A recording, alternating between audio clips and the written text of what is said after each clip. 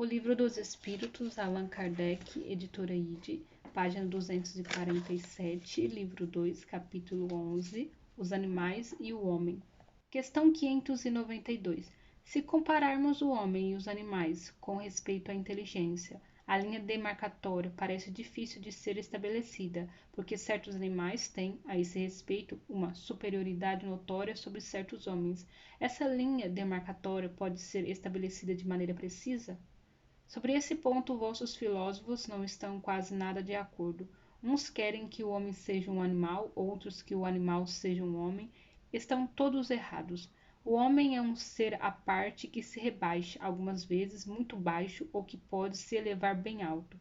Fisicamente, o homem é como os animais e menos dotado que muito deles. A natureza lhes deu tudo aquilo que o homem é obrigado a inventar com sua inteligência para suas necessidades e sua conservação. É verdade que seu corpo se destrói como os dos animais, mas seu espírito tem um destino que só ele pode compreender, porque só ele é completamente livre. Pobres homens que vos rebaixais abaixo da brutalidade, não sabeis vos distinguir? Reconhecei o homem pelo pensamento de Deus. Questão 593. Pode-se dizer que os animais não agem senão por instinto?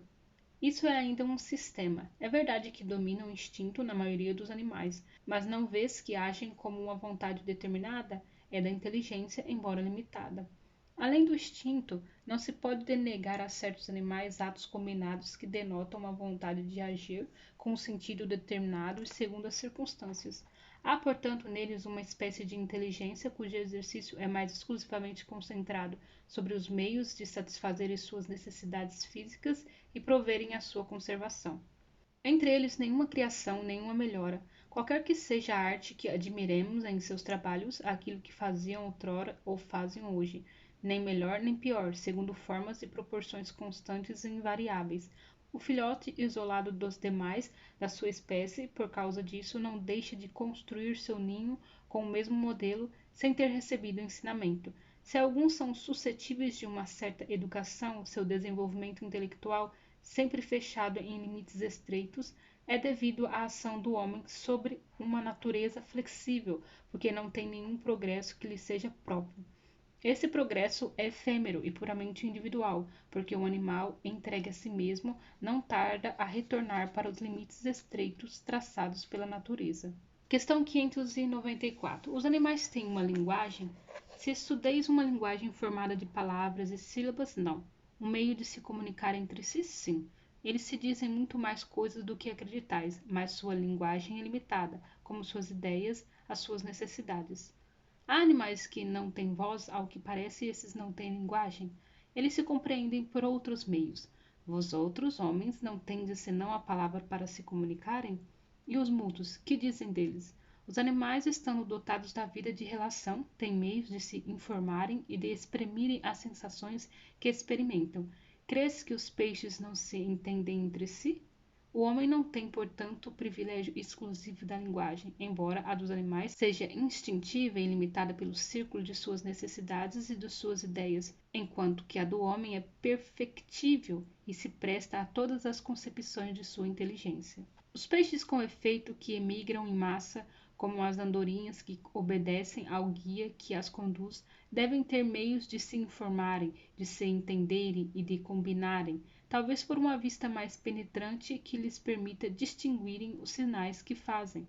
Pode ser também que a água seja um veículo que lhes transmita certas vibrações.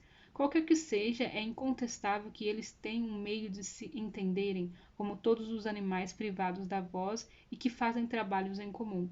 Devemos espantar, depois disso, que os espíritos possam se comunicar entre si sem o socorro da palavra articulada? Questão 595. Os animais têm um livre arbítrio de seus atos?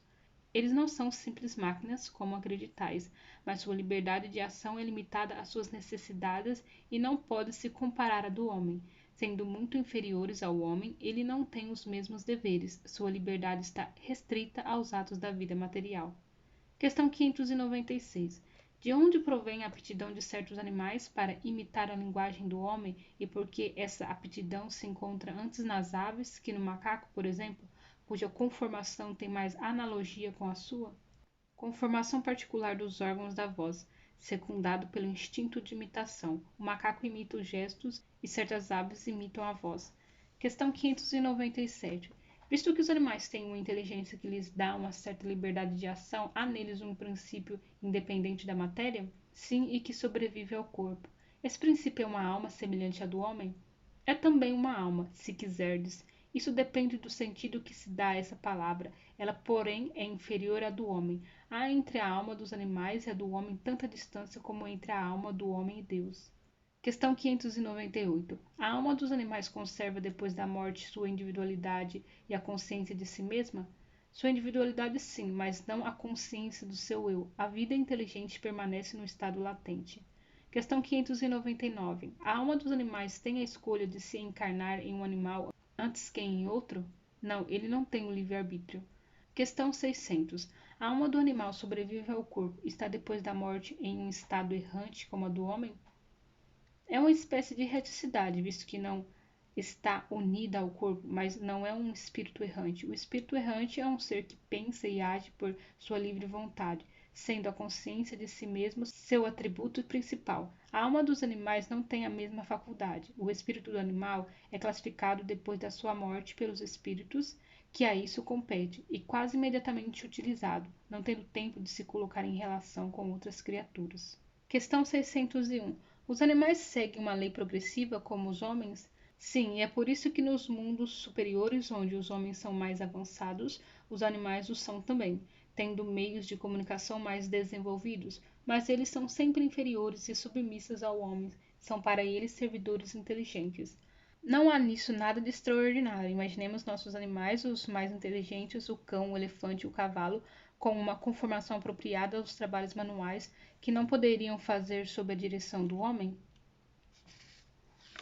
Questão 502. Questão 602.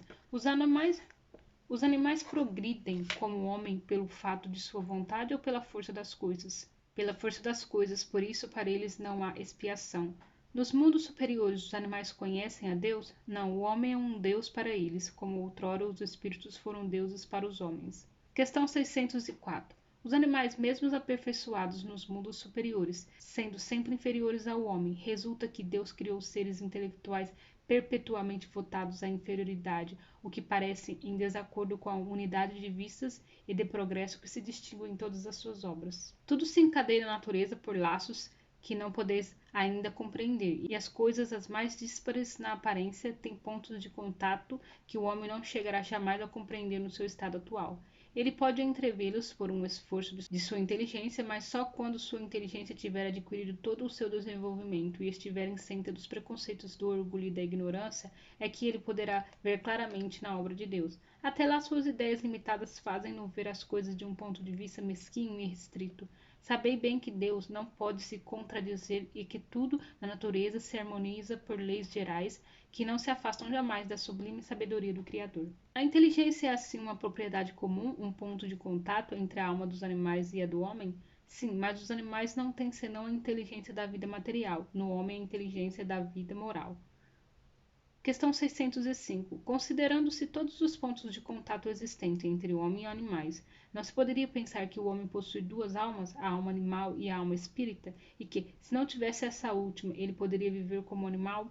Em outras palavras, que o animal é um ser semelhante ao homem, menos a alma espírita? Não resultaria disso que os bons e os maus instintos do homem seriam efeitos da predominância de uma dessas duas almas? Não, o homem não tem duas almas, mas o corpo tem seus instintos que são o resultado da sensação dos órgãos. Não há nele senão uma dupla natureza, a natureza animal e a natureza espiritual. Pelo seu corpo, ele participa da natureza dos animais e de seus instintos. Por sua alma, ele participa da natureza dos espíritos. Assim, além de suas próprias imperfeições, das quais o espírito deve se despojar, tem ainda que lutar contra a influência da matéria? Sim, quanto mais ele é inferior, mais os laços entre o espírito e a matéria são apertados. Não o vedes? Não, o homem não tem duas almas. A alma é sempre única em cada ser. A alma do animal e a do homem são distintas uma da outra de tal sorte que a alma de um não pode animar o corpo criado para outra, Mas se o homem não tem alma animal, que por suas paixões o coloque ao nível dos animais, tem seu corpo que o rebaixa frequentemente até eles, porque seu corpo é um ser dotado de vitalidade que tem instintos, porém ininteligentes e limitados ao cuidado de sua conservação. O espírito encarnando-se no corpo do homem lhe traz o princípio intelectual e moral que o torna superior aos animais. As duas naturezas presentes no homem dão às suas paixões duas fontes diferentes. Uma provém dos instintos da natureza animal, outra das impurezas do espírito, do qual ele é a encarnação e que se afina mais ou menos com a grosseria dos apetites animais. O espírito, purificando-se, liberta-se pouco a pouco da influência da matéria, sobre a qual ele se aproxima da brutalidade. Liberto dessa influência, ele se eleva à sua verdadeira destinação. Questão 606. Onde os animais tomam o princípio inteligente que constitui a espécie particular da alma, da qual eles são dotados? No elemento inteligente universal. A inteligência do homem e dos animais emanam então de um princípio único? Sem nenhuma dúvida, mas no homem ela recebeu uma elaboração que o eleva acima do animal. Questão 607. Foi dito que a alma do homem, em sua origem, está no estado da infância na vida corporal, que sua inteligência apenas desabrocha e ensaia para a vida. Onde o espírito cumpre essa primeira fase? Numa série de existências que precedem o período a que chamais humanidade. A alma pareceria assim ter sido o princípio inteligente dos seres inferiores da criação? Não dissemos que tudo se encadeia na natureza e tende à unidade? E nesses seres que estáis longe de conhecer totalmente, que o princípio inteligente se elabora, se individualiza pouco a pouco e ensaia para a vida, como dissemos. É de alguma sorte um trabalho preparatório, como o da germinação, em seguida, ao qual o princípio inteligente sofre uma transformação e se torna espírito. É então que começa para ele o período da humanidade e com ele a consciência de seu futuro, a distinção do bem e do mal e a responsabilidade dos seus atos, como depois do período da infância vem o da adolescência, depois da juventude e, enfim, a idade madura. Não há de resto nessa origem nada que deva humilhar o homem. Os grandes gênios são humilhados por terem sido fetos informes no seio de sua mãe? Se alguma coisa deve humilhá-lo, é a sua inferioridade diante de Deus e sua impotência para sondar a profundeza dos seus desígnios e a sabedoria das leis que regem a harmonia do universo. Reconhecei a grandeza de Deus nessa harmonia admirável que torna tudo solidário na natureza. Crer que Deus haja feito alguma coisa sem objetivo e criado seres inteligentes sem futuro seria blasfemar contra a sua bondade que se estende sobre todas as suas criaturas. Esse período de humanização começa sobre a Terra?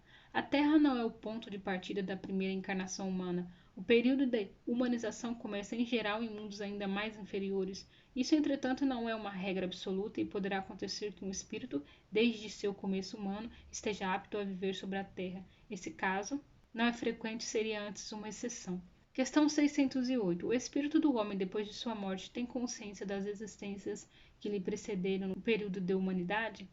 Não, porque não é nesse período que começa para ele a vida do espírito, e é mesmo difícil que se lembre de suas primeiras existências como homem. Como o homem absolutamente não se lembra mais dos primeiros tempos de sua infância e ainda menos do tempo que passou no seio de sua mãe. Por isso que os espíritos nos dizem que não sabem como começaram.